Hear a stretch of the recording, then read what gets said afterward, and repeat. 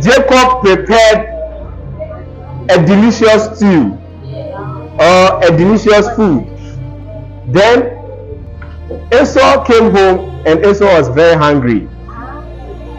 So Esau told Jacob that give me some of your food to eat because I'm dying. Then Jacob told him that I will give you, but you give me your birthright. Give me your birthright. In those days, if you are the firstborn, you have majority of the properties that your father or your parents have. So you have majority of the slaves, majority of the animals, majority of the tent, majority of the money, everything. You have majority. Yes, so you have 2 times the property of the younger person. But because of hunger, Esau said that what is birthright? I can give it to you freely. So Esau swore to Jacob and he sold his birthright.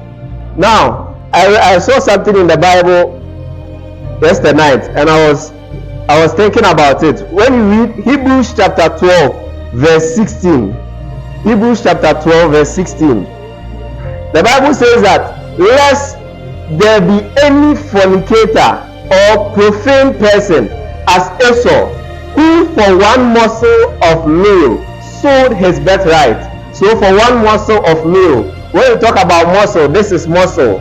Okay, so just for this, Esau sold his birthright. Now when you read this, you think that Esau is a fool, but that is what so many of us we are doing. We are just selling or we are giving out expensive things for just something small. So Esau sold his birthright for just this thing.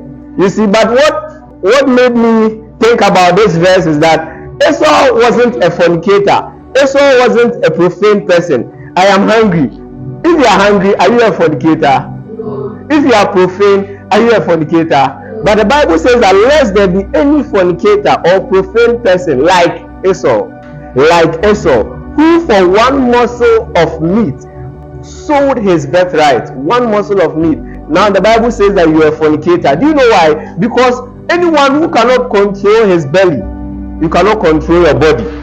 You know, the first temptation in the Bible was about food. Jesus' first temptation too was about food.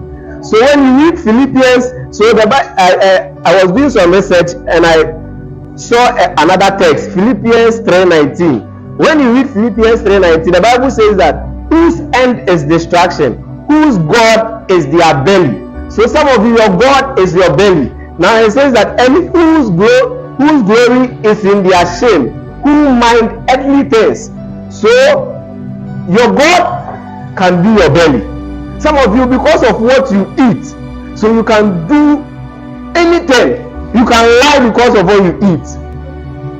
Yes, you can accuse someone wrongly because of what you eat. You remember Zacchaeus? Zacchaeus, yes, his God was his belly until he met Jesus Christ. So if you don't stand up for Jesus, your end is destruction.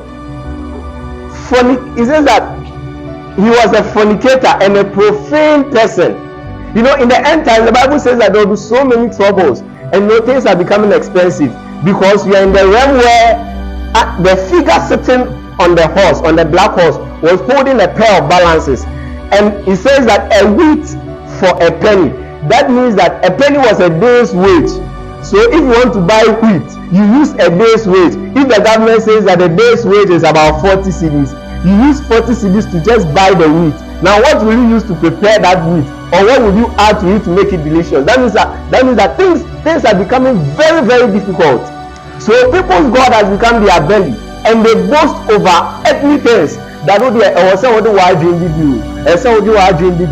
of you, the girls, because of pressure, some of you tell you that you know, body but you know, when you do that, because David said that I've been small and I've grown and I've never seen the righteous forsaken or his children beg for bread. You know, in this world we have so many troubles, but Jesus Christ says that he has overcome the world. So the Bible says that go and tell the righteous it is well with him. When you stand up for Christ, whatsoever happens, the Bible says that for we know that all things work together for the good to them who love God. So when you love God, when you stand up for Jesus, God will visit you. God will never put you to shame. You know, Joseph went into Potiphar's house after he was sold.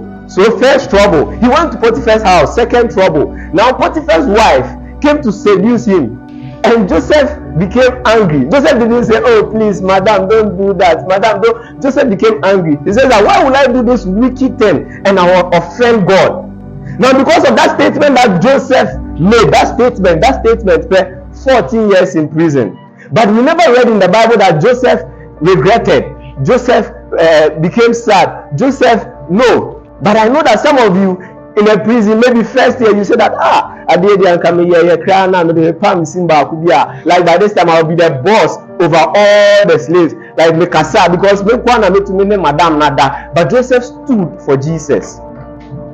This morning I want you to stand for Jesus, because the devil has no good plan for you. The devil came to kill, to steal, and to destroy. But Jesus Christ has a plan for you. The plan will not bring you to shame, because you are doing certain little things and you are selling your birthright.